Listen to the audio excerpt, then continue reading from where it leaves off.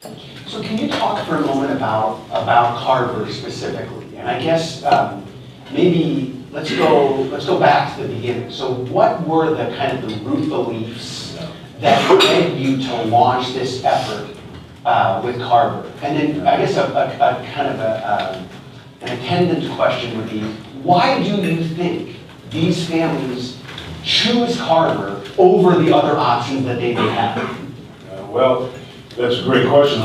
When I came out of the academy, I was doing some things with the Police Athletic League in the DC, Maryland, Northern Virginia area. And we visited about 25 high schools with the Police Athletic League, and the message was say no to drugs. So I go into these high schools and in the auditoriums, and I talk to the kids and, say, you guys, I know that, in the DC area now, drugs is a big deal, mayor just got arrested for drugs. Okay, so, say no to drugs. And afterwards, the kids would come down to me. This is before I had signed with my team. I was getting ready to go play in the NBA, and these kids came down and they wanted to talk, and they said, man, that's easy for you to say. You get ready to go and play in the NBA. Now, my life is different. This is, if I sell drugs, I can make, such and such money. One kid was telling me, I got a trunk of cash in my car. A trunk full of cash, and he said, I can make such and such money, selling drugs, and I was just floored, and I mean by what he was telling me, and I thought, what a tough decision that is. I mean, these kids are faced with real life decisions, and I felt like I was not giving them enough by just going out and spending a few minutes with them and telling them to say no to drugs. So when I got back, I was praying. I got back here and I was praying. I said, Lord, I want to really help these kids. And I really felt like the Lord was telling me, he said, you can talk to people till you're blue in the face. It won't make any difference. He said, but plant the seeds and I'll make them grow. And so for me, that was such a great encouragement.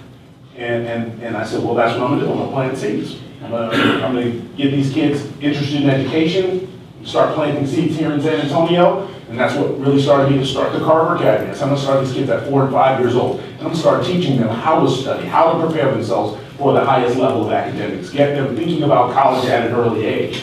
And so we were doing it on the private school level because I felt like faith was an important aspect of that growth. I mean, you can be smart, but if you don't know why you're here, if you don't know why you're doing the right things, it's so easy to get confused. I mean, I came to the NBA and I thought, I've been raised in a good family and I've got good morals and all this kind of stuff.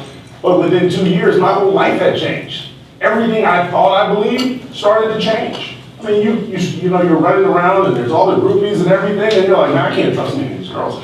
Like 2 years ago, I was thinking, I just want to find one girl, get married, this will be so great, this is going to be wonderful. Then 2 years later, I'm looking around like, oh no. Get married? No. I mean, I looked around and I said, there's no marriages that I see that I want my marriage to be like. There's just no great examples. And so, do I want to be with somebody for 20 years and then just live in the same house with them? I don't want to do that. And so so you think you have these great principles and foundations, but everything changes. We go to, like I said before, we used to go to Hawaii in the summertime, and the current was so strong. The guys were teaching me how to surf. And they were saying, be careful of the rip tides and the currents. He said, when you get out on the board, you see that palm tree right there? Stay lined up with this palm tree. And then 2 minutes later, you're down the beach and you got to paddle back over, and the current's always taking you somewhere. It's taking you out. And that's how the world is. There's just this current. It's constantly pulling you out. And then before you know it, you look up and you're way farther than you thought you were supposed to be. And so, this is what we at Carver, we try to teach these kids. That's the way the world is. You have to be grounded. You have to really understand it. So that's why we felt like faith was such a key component to saying, hey, this is who you are. There's no mistake, right? You were uniquely created. There's no mistake. And you have to take the gifts that you've been given and make the most of them. Just like George Washington Carver, which it's named after Carver, he said, start where you are, use what you have, make something of it, and never be satisfied. And so that's what we taught these kids. You have a calling. There's a reason that you're here.